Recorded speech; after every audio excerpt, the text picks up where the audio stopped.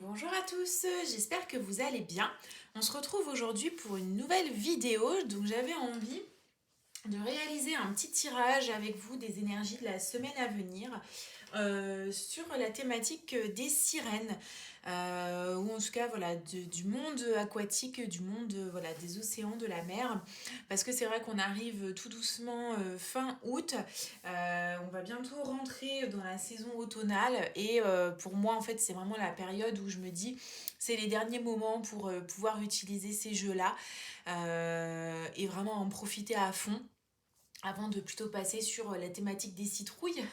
Donc du coup, je voulais partager ça avec vous pour vous montrer un petit peu, voilà, en fonction des différents decks que je possède, comment je vais les utiliser et comment j'ai trouvé le moyen, voilà, de combiner leurs différentes énergies ensemble pour réaliser un petit tirage de la semaine à venir.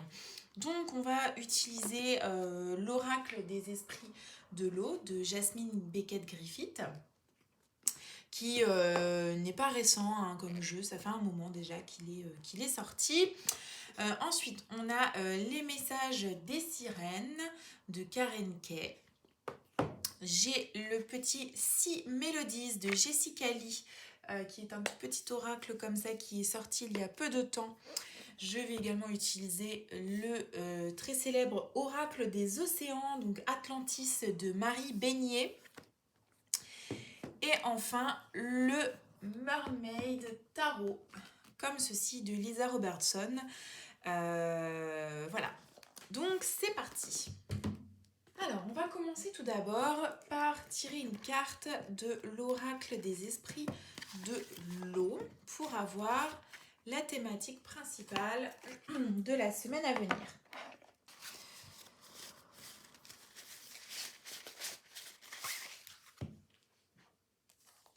Alors, je garde le guidebook pas très loin parce que c'est vrai que dans le guidebook, on a souvent des conseils très très pertinents.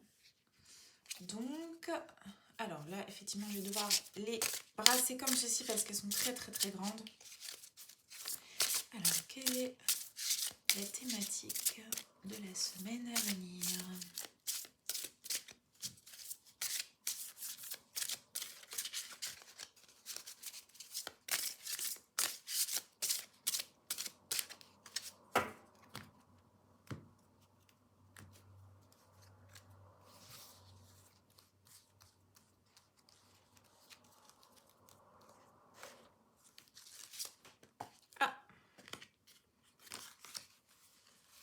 Ensuite, je vais utiliser l'oracle Atlantis.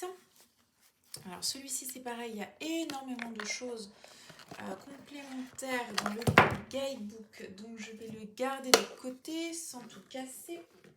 Hop. Alors celui-ci, je vais m'en servir pour avoir les énergies entrantes et les énergies sortantes de la semaine à venir. C'est-à-dire que les énergies entrantes, en gros, c'est ce qui va être plutôt positif. Et les énergies sortantes, c'est plutôt ce qui va être négatif, les choses dont il va falloir alors, se méfier ou en tout cas être un petit peu plus vigilant, plus attentif.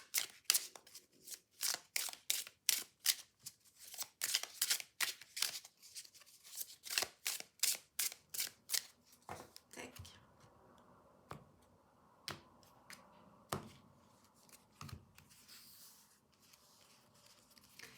Alors, les énergies entrantes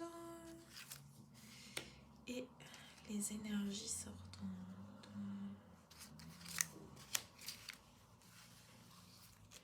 Comme j'ai pas trop de place, en fait, je range les decks au fur et à mesure. Hop.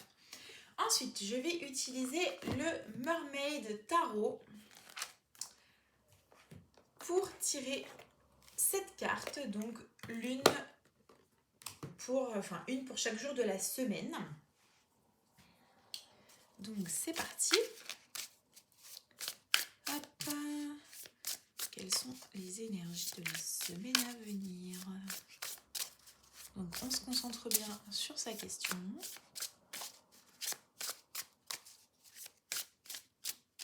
Hop.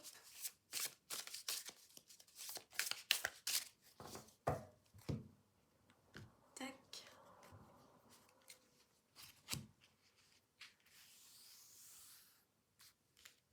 celles-ci, je vais les mettre en haut, c'est pas grave. Si ça sort du cadre, je remettrai bien après.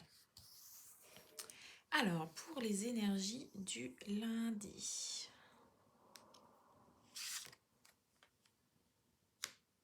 Le mardi.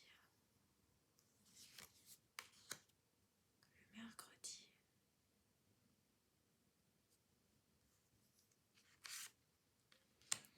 Le jeudi.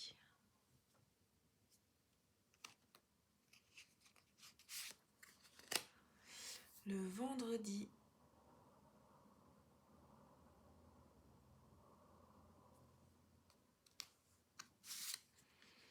Le samedi.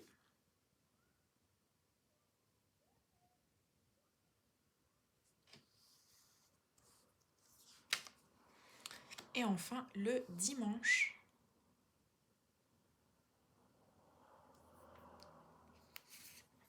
Hop. Ensuite, je vais utiliser le message des sirènes pour demander un petit conseil en développement personnel pour la semaine prochaine, un petit coup de boost en fait.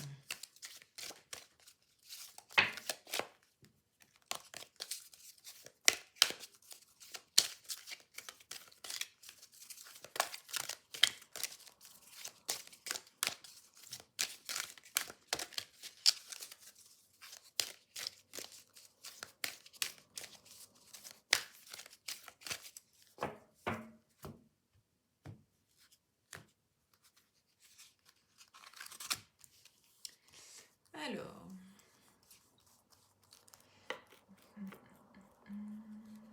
tac, tac, tac, celle-ci. Et enfin, on va utiliser le 6 Mélodies pour demander un conseil de nos guides. Ah bah, hop. Et voilà. Je range tout, je mets tout bien en place pour que ce soit bien visible pour vous et on retourne les cartes ensemble. A tout de suite. Donc, normalement, l'ensemble des cartes doivent à peu près être visibles dans le champ. Tac, tac, tac. De toute façon, je vous les remontrerai bien par la suite. Alors, donc on commence avec la thématique principale de la semaine à venir. Donc, nous avons la grosse baleine bleue. Alors, on va aller regarder dans le livret ce que ça nous évoque. Parce que c'est vrai que dans ce jeu-là, moi je vais toujours me référer au livret parce que il y a vraiment des explications complémentaires. Donc en fait, on a au niveau de l'illustration une sirène avec une baleine bleue à côté d'elle. Tac. Donc, ce que ça nous dit. Avec toi à mes côtés, ô bête bienveillante, je serai toujours solide et forte. Tes manières si dociles, ton corps colossal, ton poids et ta force immense m'aident à nager vers le bon cap, englobant la mer avec ta chanson. Tac, tac, tac, tac, tac. Donc, le message divinatoire, en fait, c'est utiliser avec douceur votre pouvoir. Tout simplement parce que ici, la baleine, en fait, représente la créature voilà, dotée d'une puissance physique inimaginable, mais pour autant ça ne fait pas d'elle un monstre, c'est plutôt voilà, un géant fort gentil, digne de respect et d'admiration. Et donc le message en fait que veut nous envoyer cette carte, c'est qu'au fur et à mesure où vous-même vous découvrez en fait vos propres sources de pouvoir personnel, ne négligez pas de conserver vos dispositions aimantes et utilisez votre force pour protéger les plus faibles. Ne soyez pas cruel, soyez doux. Parce que c'est ça en fait qui fera votre véritable force. Et on nous dit aussi que l'audace est un atout. Voilà. Donc dernièrement, votre soumission est devenue votre faiblesse, vous êtes trop passif et soumis, les opportunités qu'offre la vie vous filent souvent entre les doigts, il est temps de vous donner du courage, de vous focaliser sur vos forces et de les utiliser à leur potentiel maximum, même si cela vous semble déplacé. Souvenez-vous, vous plaidez votre propre cause et vous avez le droit de vous affirmer et de faire ce qui est nécessaire. Donc ça, c'est plutôt la carte en nombre, on va dire. Donc on avait une signification plutôt lumineuse et une signification plutôt carte en nombre. Donc en fonction de votre situation personnelle, voir ce que vous évoque le plus en fait cette carte par rapport à la thématique. Donc au niveau des énergies entrantes, on est sur l'union qui est plutôt une belle carte. Et donc sur les énergies sortantes, la colère. Alors, on va aller voir ce que nous dit Marie à propos de ces cartes-là. Mais voilà, très concrètement, en fait, au niveau des mots-clés principaux, donc la carte de l'union représente la fusion, la sexualité, le mariage, l'amour ou la passion. Donc, on a effectivement deux personnages en fait qui sont unis tous les deux ensemble sur cette carte. Donc, il y a un sentiment en fait d'équilibre sur tous les plans.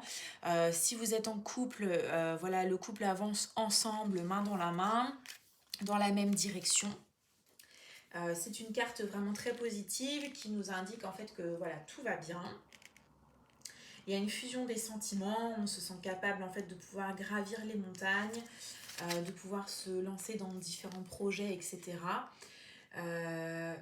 Ou bien alors une fusion se réalise, une association sur un projet va aboutir, ça dépend, enfin il y a différentes thématiques en fait qui peuvent être liées, hein. C'est pas forcément l'union d'un homme et d'une femme, ou bien de deux personnes.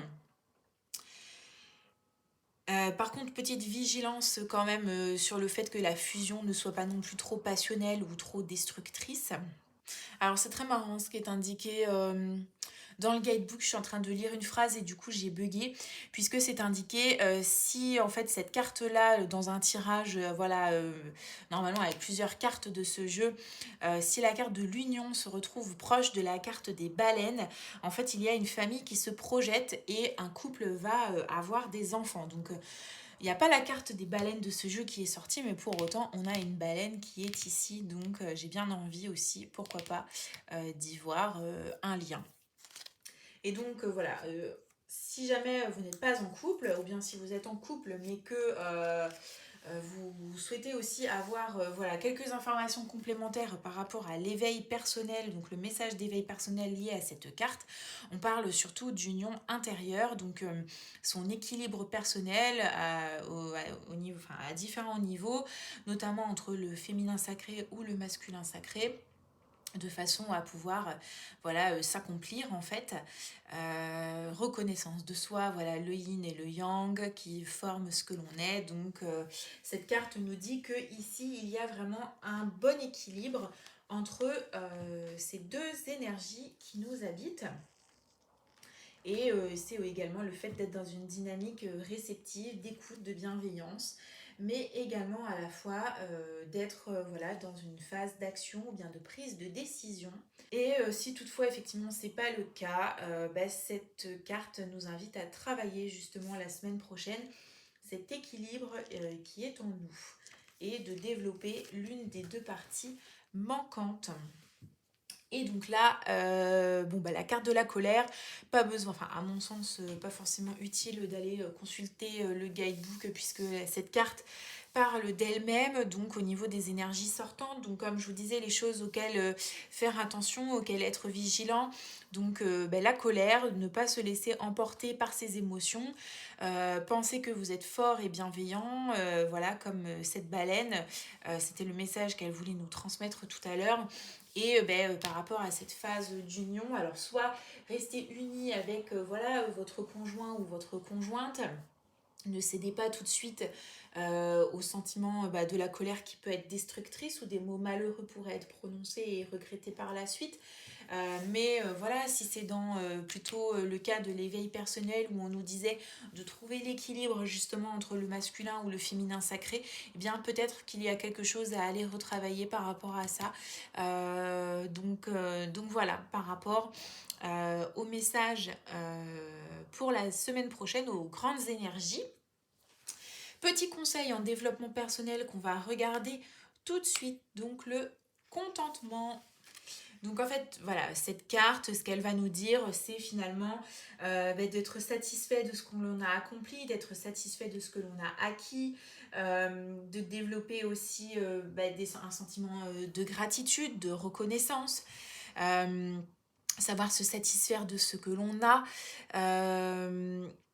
pouvoir aussi un peu comme cette sirène, pouvoir prendre un temps de repos pour apprécier justement le travail accompli ou un projet qui s'est finalisé ou essayer d'être un peu plus dans ce type de ressenti, d'essayer d'aller travailler la gratitude pour avoir ce sentiment de contentement et de pas toujours être dans une forme de frustration ou de courir après les choses, courir après le temps, toujours vouloir plus ou bien toujours se dire l'herbe est toujours plus verte ailleurs.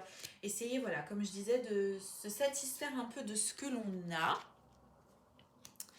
Donc, on va passer, alors comme la carte a sauté et qu'elle s'est retournée automatiquement, je vais regarder celle-ci. Donc ça, c'était le conseil de nos guides pour la semaine à venir.